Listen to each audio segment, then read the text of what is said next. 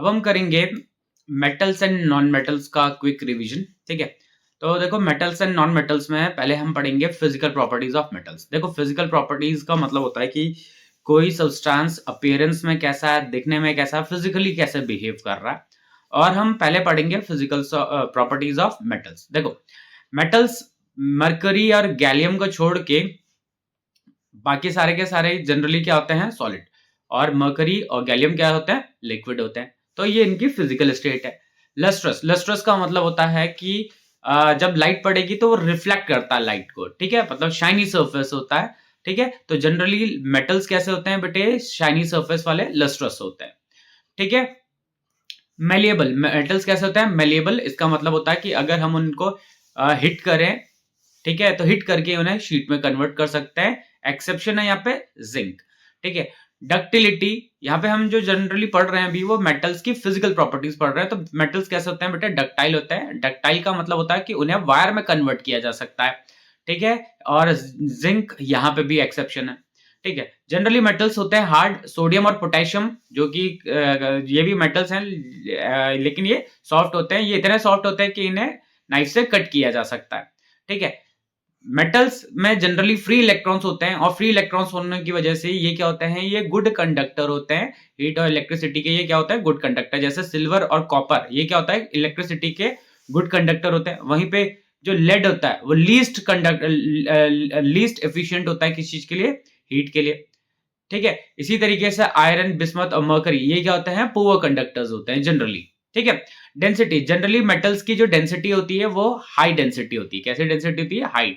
ठीक है, इरिडियम और ओस्मियम इनकी डेंसिटी सबसे ज्यादा होती है। वहीं पे लिथियम की डेंसिटी क्या होगी, सबसे कम होगी। ठीक है, तो एग्जांपल्स में पूछे जाते हैं और एमसीक्यू में भी आ सकते हैं कि भैया इनमें से बताओ किसकी डेंसिटी ज्यादा है, किसकी कम है। ठीक है, metal melting point and boiling point, generally metals का मेल्टिंग पॉइंट और बॉइलिंग पॉइंट क्या होता है, हाई। जैसे टंगस्टन, इसका मेल्टिंग पॉइंट कैसा होता है, हाई होता है। वहीं पे सिल्वर, सिल्वर का मेल्टिंग पॉइंट कैसा होता है, लो होता है। ठीक है, मेटल्स एलॉय फॉर्म कर सकते हैं। एलॉय फॉर्म करने का मतलब होता है ये एक होमोजेनियस मिक्सचर होता है जिसमें दो या दो से ज्यादा मेटल्स को फ्यूज करके होमोजेनियस वो मिक्सचर बनाया जाता है। ठीक है, सोनोरस का मतलब होता है कि मेटल्स को अगर हम हिट करते हैं तो साउंड प्रोड्यूस करता है। तो मेटल जनरली कैसे होते हैं, सोनोरस। ठीक है, ये थी सारी की सारी फिजिकल प्रॉपर्टीज ऑफ मेटल्स। अब हम पढ़ेंगे physical properties of non metals. Non metals कैसे होते हैं, ठीक है, देखो जनरली जो नॉन मेटल्स होते हैं वो दो स्टेट्स में पाए जाते हैं, गैसियस स्टेट में और सॉलिड स्टेट में। लेकिन ब्रोमीन यहाँ पे एक्सेप्शन है, ब्रोमीन जो कि लिक्विड स्टेट में पाया जाता है। ठीक है, किस में पाया जाता है, लिक्विड स्टेट में। ठीक है, अच्छा, जो नॉन मेटल्स होते हैं इनको वायर और शीट के फॉर्म में कन्वर्ट नहीं किया जा सकता। ठीक है, अच्छा, जो नॉन मेटल्स होते हैं वो कैसे होते हैं, जनरली सॉफ्ट होते हैं, लेकिन एक्सेप्शन है उसका डायमंड। डायमंड क्या होगा, एक नॉन मेटल है जो कि हार्ड है। ठीक है, non metals generally poor conductor of heat and electricity होते हैं। ग्रेफाइट इसका एक्सेप्शन है। ग्रेफाइट क्या होता है, गुड कंडक्टर ऑफ हीट और इलेक्ट्रिसिटी होता है। ठीक है, जनरली जो नॉन मेटल्स होते हैं वो इलेक्ट्रोनेगेटिव होते हैं। इलेक्ट्रोनेगेटिव का मतलब होता है इलेक्ट्रॉन गेन करने की टेंडेंसी। तो नॉन मेटल की टेंडेंसी इलेक्ट्रॉन्स गेन करने की होती है।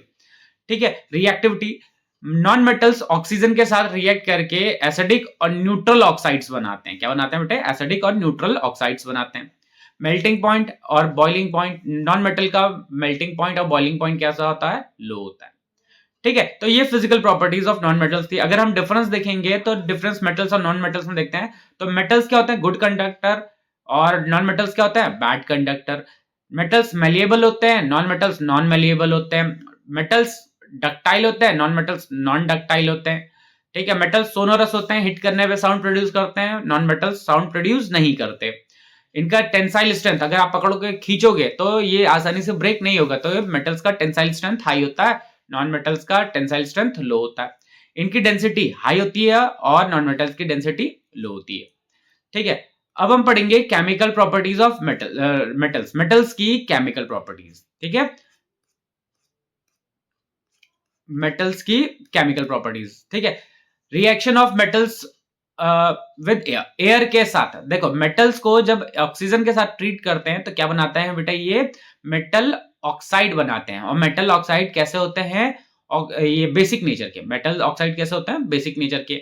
अब जो सोडियम और पोटेशियम होते हैं ये बहुत रिएक्टिव होते हैं। क्या होते हैं बेटे, बहुत ज्यादा रिएक्टिव होते हैं। तो इसीलिए कभी भी इनको एयर की प्रेजेंस में छोड़ा नहीं जाता, हमेशा इनको केरोसिन में रखा जाता है। क्यों? क्योंकि केरोसिन में जैसे रखेंगे तो इसका एयर से कांटेक्ट कट जाएगा और ये ऑक्सीजन के साथ रिएक्ट नहीं कर पाएगा। ठीक है। Magnesium does not react with oxygen at room temperature. ठीक है, मैग्नीशियम ऑक्सीजन के साथ रूम टेम्परेचर पे रिएक्ट नहीं करता, लेकिन हीट करेंगे तो हीट करने पे रिएक्ट करेगा और बना देगा क्या, मैग्नीशियम ऑक्साइड बना देगा।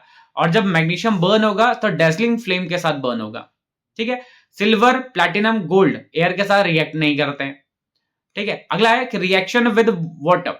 मेटल जैसे ही वाटर के साथ रिएक्ट करता है तो मेटल ऑक्साइड और हाइड्रोजन बनाता है। क्या बनाता है बेटे, मेटल जैसे वाटर के साथ रिएक्ट करेगा तो क्या बनाएगा, मेटल ऑक्साइड बनाएगा और हाइड्रोजन बनाएगा। अब जो ये मेटल ऑक्साइड है अगर इसको हम वाटर के साथ बनाएंगे तो क्या बनाएगा, ये मेटल हाइड्रोक्साइड बना देगा। ठीक है।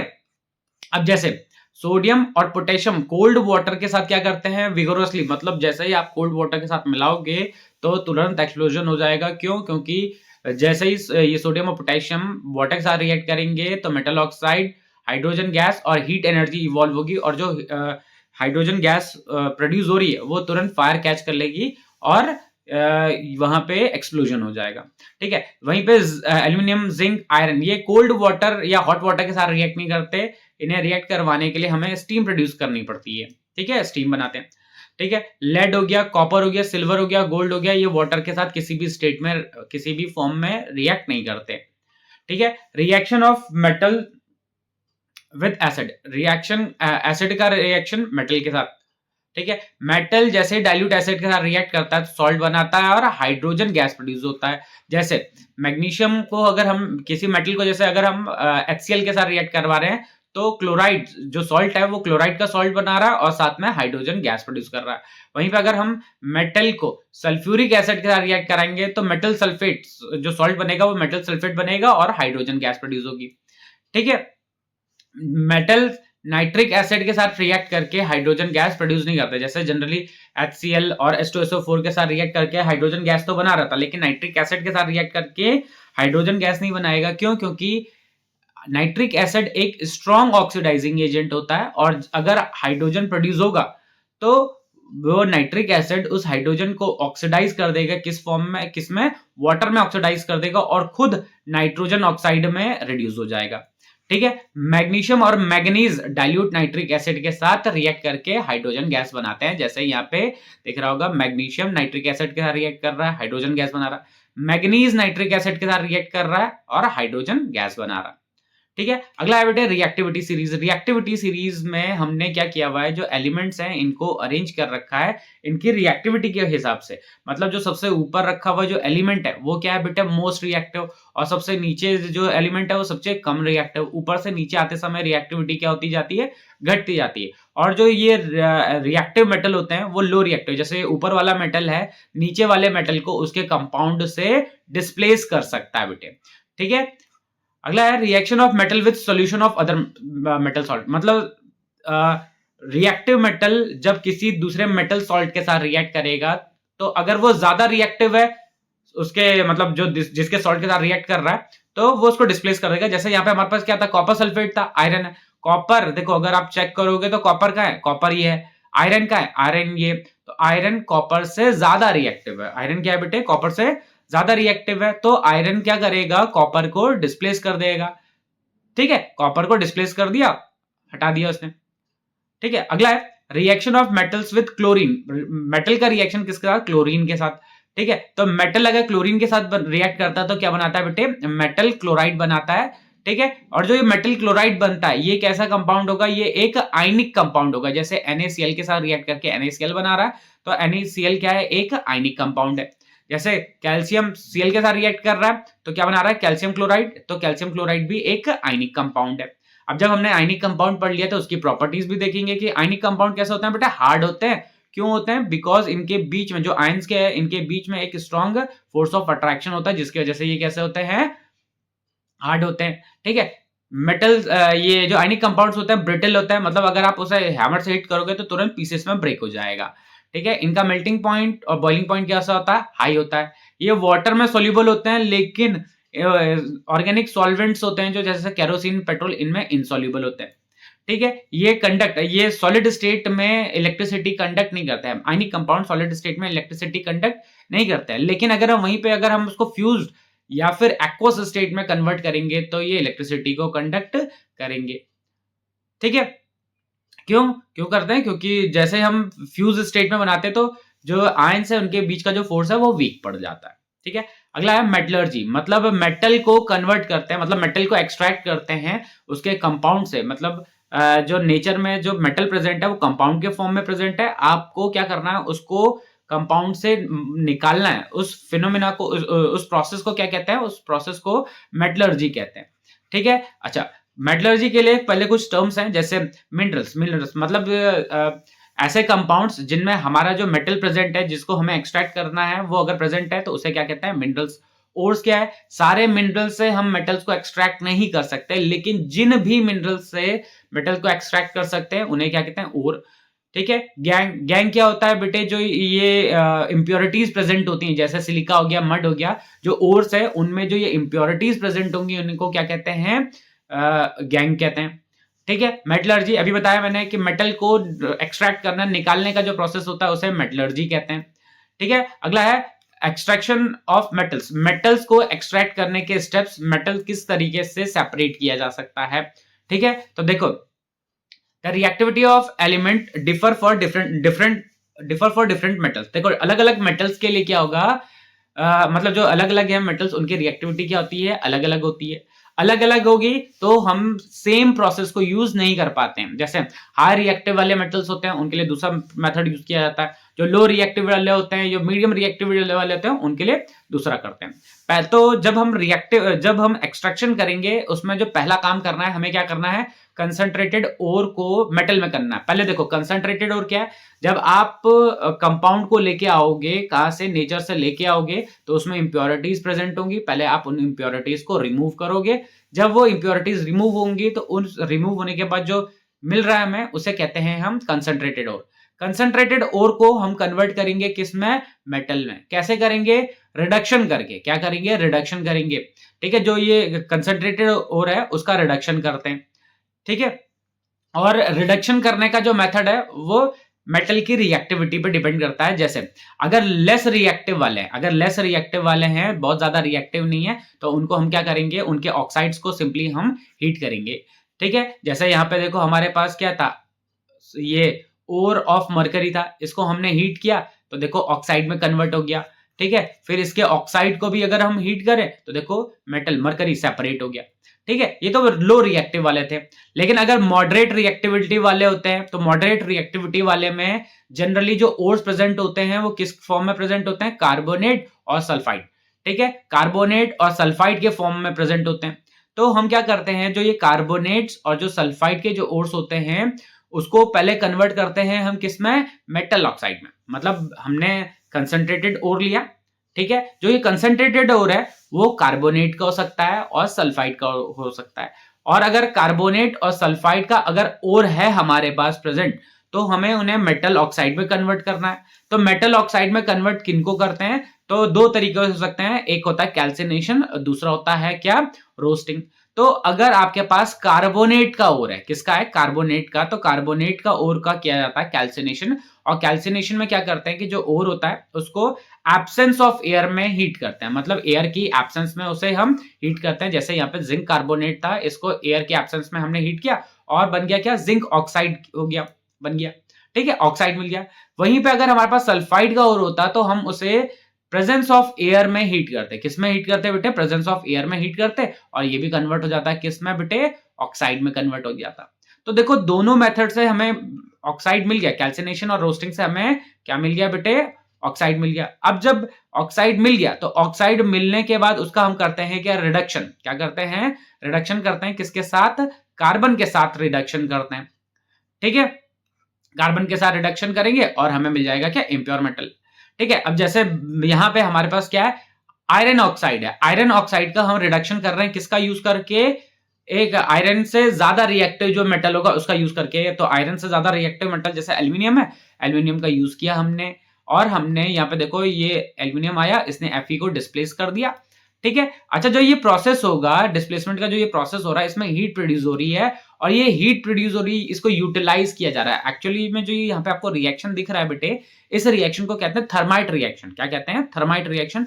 और इसको यूज करते हैं हम किसमें? जैसे रेलवे ट्रैक्स होता है, उसमें अगर जो ट्रैक्स होता है उसमें अगर कहीं पे क्रैक है या पे जॉइंट लगाना है तो उनको जोड़ने के लिए यूज किया जाता है। तो इस रिएक्शन को हम थर्माइट वेल्डिंग कहते हैं या थर्माइट रिएक्शन कहते हैं, ठीक है। तो इसमें हमने क्या किया? ऑक्साइड को रिड्यूस किया, जैसे कार्बन से कर दिया या फिर एल्यूमिनियम से कर दिया, मतलब हाई रिएक्टिव वाले उनसे एलिमेंट से हम रिड्यूस कर सकते हैं, ठीक है। अच्छा, ये तो थे मॉडरेट रिएक्टिविटी वाले कंपाउंड्स थे, उनकी रिएक्टिव उनका एक्सट्रैक्शन था। लेकिन अगर हाई रिएक्टिव वाले होंगे, मतलब हाई रिएक्टिव जो रिएक्टिविटी सीरीज में ऊपर की तरफ है, जैसे सोडियम हो गया, मैग्नीशियम हो गया, कैल्शियम हो गया, ठीक है, तो इनको क्या करते हैं? इनका किया जाता है क्या? Electrolytic reduction. इनका मतलब इलेक्ट्रोलाइटिक रिडक्शन करेंगे। इलेक्ट्रोलाइटिक रिडक्शन है क्या? बेसिकली इलेक्ट्रोलिसिस है। तो जो हाई रिएक्टिविटी वाले कंपाउंड्स होते हैं, मतलब मेटल्स के जो कंपाउंड्स होते हैं, उनका हम इलेक्ट्रोलिसिस करते हैं। क्या करते हैं बेटे? इलेक्ट्रोलिसिस करते हैं। जैसे हमारे पास क्या था? NaCl, देखो ये कंपाउंड था, इसका हमने इलेक्ट्रोलिसिस किया, Na मिल गया, Cl मिल गया। अच्छा, जो सोडियम मिल रहा है वो किस पे मिल रहा है? कैथोड पे मिल रहा है। और जो क्लोरीन मिल रहा है वो किस पे मिल रहा है बेटे? एनोड पे मिल रहा है, ठीक है। अच्छा, अब बहुत बार ऐसा होता है कि जो ये मेटल मिलता है हमें, वो इम्प्योर मेटल, जो अभी हमने ऊपर लेस रिएक्टिव वाले और मॉडरेट रिएक्टिविटी वाले और हाई रिएक्टिविटी वाले जो कंपाउंड्स हैं, इनका जब हमने एक्सट्रैक्शन किया तो जो मेटल मिल रहा है वो कैसा मिल रहा है? वो इम्प्योर मेटल मिल रहा है। तो उस इम्प्योर मेटल को प्योर बनाने के लिए हम करते हैं क्या? Electrolytic refining. इलेक्ट्रोलाइटिक रिफाइनिंग में हम क्या करेंगे? तो देखो ये बेसिकली करके आ रहे हैं, इलेक्ट्रोलिसिस ही करते हैं। तो इलेक्ट्रोलिसिस में हमने क्या किया है? ये लिया है एनोड, मतलब जो इम्प्योर मेटल है उसका हमने एनोड बना दिया और उसी मेटल का प्योर का कैथोड बना रखा। अच्छा, अब क्या होगा? और जो यहाँ पे इलेक्ट्रोलाइट ले रखा है, क्या लिया हुआ बेटा? यहाँ पे जो इलेक्ट्रोलाइट लिया हुआ है, ये किसका है?